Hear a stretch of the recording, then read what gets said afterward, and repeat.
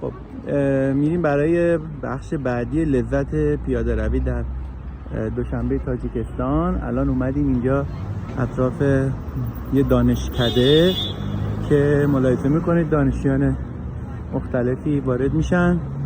اینجا یک تقاطع هستش که اون سمت خیابون آیتی پارک دوشنبه نوشته که فکر میکنم بخش فناوری هست و الان ما میخوایم بریم به سمت در واقع پارلمان، پشت پارلمان خارج بریم ببینیم اون سمت چه خبر هست.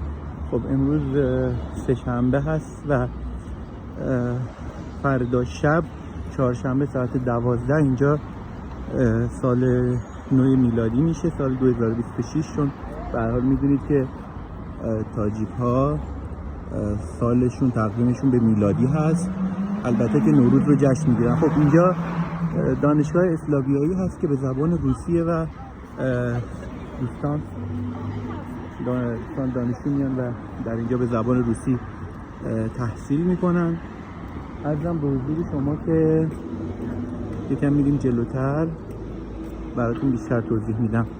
این نما هم ببینید دانشگاه رو و این نما دانشگاه اسلاویایی رو با هم ببینیم و زاویه‌ای روبرو. خب اینجا فکر کنم نوشته اسلاوینکا همچین چیزی، فکر میکنم یه کافه باشه که ماشین‌های لوکسی رو هم در اطرافش مشاهده میکنید در پارکینگش.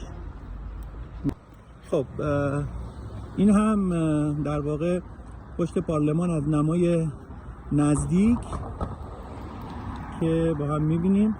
حالا داریم کجا میریم؟ میریم به سمت در واقع رستوران ایرانی بانو. یه سری دار و ترجمه هم اینجا هست، اگر دوستان در واقع ایرانی یا افغانی یا دوستان تاجیک حالا هر کدومشون میبینن این رو، اینجا به هر حال یه دار و ترجمه هستش که من خودم هم یه بار مدارکم رو ترجمه کردم و همین جلوترش هم هست. شما میتونید برای ترجمه یه رسمی ازش استفاده بکنید. پس نزدیک رستوران بانو هستش. خب دوستان دیگه اومدیم تا رستوران بانو و یه کاری هم داخلش دارم که باید انجام بدم. بریم از نزدیک بهتون نشون بدم.